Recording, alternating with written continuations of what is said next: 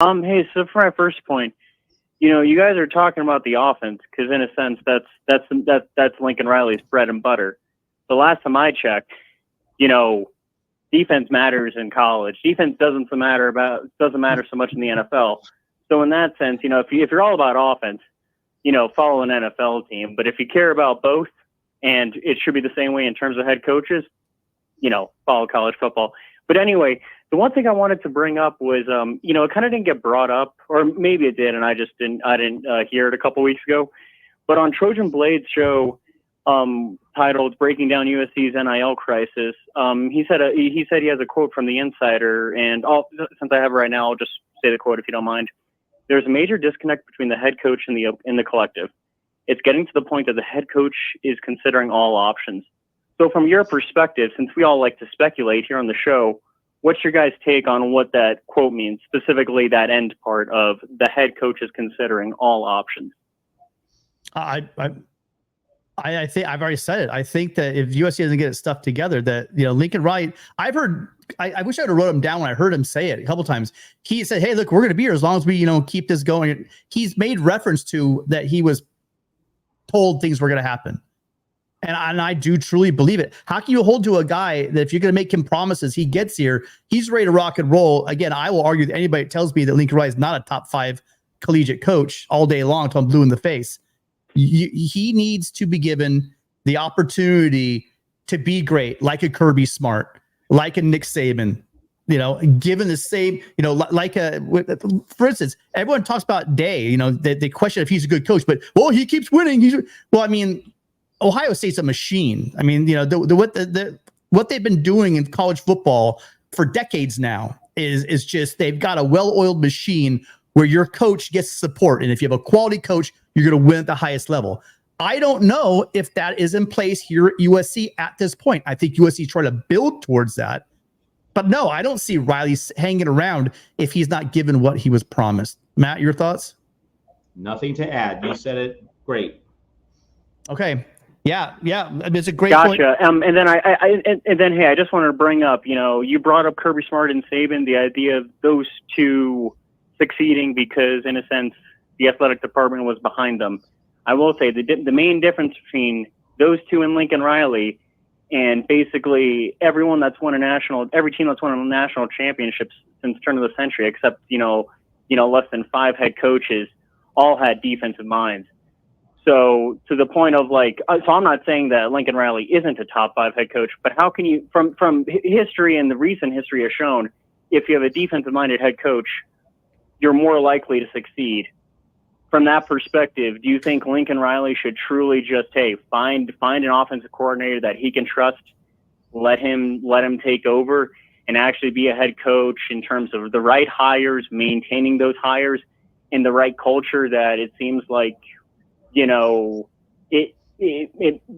to say if it may not seem that appealing, but there's some question marks here or there. What are your thoughts? Well, I don't totally agree with your premise about defensive guys winning championships, because you ever heard of Urban Meyer? Are you familiar with him? He's pretty much Gus Malzahn. Have you heard of that guy? Now, granted, okay, so that's 2. Well, I said less than 5. Can you name more than 5, Tim? Less than 5. I mean, I just don't think your point's as strong as you want to be. Less than 5. It's very strong, Tim. Okay, well, we appreciate your viewpoint, Dave. I don't think you have to be because look, of the past 20 years, how many have won by Nick Saban? Now cut that group out, right? So you take that off the top. I don't. But you can't because he won it. Okay, so Dave, I'm not going to argue. Here's the thing. Here's the thing. I mean, Saban and Smart have gobbled up quite a lot of titles. So, does that mean it's a defensive coach thing, or just that they're exceptionally great at recruiting, building programs? I mean, if we saw a wide cross-section of defensive coaches winning championships, and it was a different defensive coach every other year or every 3 years, that would be one thing. But just the 2 really big dogs, Saban and Kirby, are defensive coaches, ergo you need a defensive coach. See, I'm not comfortable with that. I mean, Auburn won its national title because of offense, not defense, in 2010. LSU won its national title in 2019 because of offense, not defense. Dabo won his national titles because of offense, his defenses were good, but his offenses were great. So, yeah, I don't think you can say because Saban and Kirby have won, it's a defensive coach thing. I don't think you can cut it that cleanly. That's like one of those message boards axioms that gets kicked around all the time. That you got to defense. I mean, that's just incorrect. It's incomplete. I'm going to tell you the fact that you have, if you're all offense, no defense, or if you're all defense, no offense, yeah, you're probably not going to win championships. But if you have an elite offense with a competent defense, look at LSU 2019, you can win. And I think that the myth of Lincoln Riley not wanting to, or thinks he doesn't need or all the other bullshit people throw out there. I've never met or heard a head coach that doesn't care about defense. Can we, as fan base, at least let all the idiots say it out that want to take shots at USC, but at least Trojans, can you guys be smart? There are no head coaches out there, none that don't care about defense. Can we get rid of that stupid saying in our fan base? Let other people say it. We're not going to say it anymore. Yes, in 1 second you can respond, Dave. But I think that in 1 second. I think you need to realize that it's not as cut and dry as you want to make it sound. No, you don't need a defensive head coach to win national championships.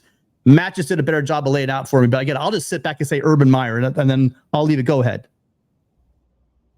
Okay, can I respond? We're waiting. Go ahead. Yep. Okay. So all those defensive-minded head coaches that, Matt, you responded with, yes, their offense is won. But, hey, it seems to me like, hey, the defensive-minded head coaches, maybe they just understand the team effort versus an offensive-minded head coach. The idea of like, hey, we're aggressive on defense. We're going to see you use that same aggression from our own certain way in terms of the offense. And if anything, that's what I'm concerned of what Lanning is doing at Oregon, because Lanning is turning into Kirby Smart 2.0 if he wins a national championship, and that will be detrimental to the city of LA, to USC. If Lanning wins a national championship, he's going to win it off of his roster, not because of Dan Lanning. That's number one. Number two, I'm going to ask you a point blank question, Dave. You love to ask me questions. I'm asking you right now. Who would you rather have as your head coach? Dan Lanning, right now. Would you take, so not roster, he can't bring his roster with him. Would you, as a head coach, would you like Dan Lanning or Lincoln Riley? I'm taking Lincoln Riley every day and twice on Sunday. Go right ahead. And Matt, let him answer first. Hold on. I get to say something here. If we're going to do the offensive coach versus defensive coach thing, Dan Lanning or Kalen DeBoer. Right? Who's 3-0? Matt, your turn could be next. I'm asking Dave a question. Dave, today you are the AD at USC. Who are you hiring? Lincoln Riley or Dan Lanning? Right now, that's tough. The last time I checked, in terms of history, Dan Lanning has won a national championship as a coordinator, so he knows what it takes. He knows the culture, and he's replicating it at Georgia. At Oregon from Georgia. So you're taking Dan Lanning? Yes. Mainly because he's at least won a national championship, and he knows what it takes. He was a coordinator on a team that won a national championship. Yes. Yeah. Okay. I'm saying it. He at least in the moments when they won a national championship, he was there, and he was a coordinator. He was the one making those adjustments, making those calls on the defensive side. Got you. Now answer really quick. So we're running over too long on this call. Yeah. Really quickly, the defenses versus the offensive coach. Who are you taking, DeBoer or Lanning? DeBoer versus Lanning? DeBoer or Lanning? Well, hey, so I'm going to enter my word. In terms of history shows, hey, DeBoer is 3-0 against Lanning, so I'd take DeBoer. But in terms of, again, I'm in the offensive coach over the defensive coach. I'm just saying, in terms of those two instances, yes. In terms of those two instances, yes. Okay, so the offensive coach over the defensive minded coach. What? The defensive minded coach, the offensive coach over the defensive coach. Is that correct?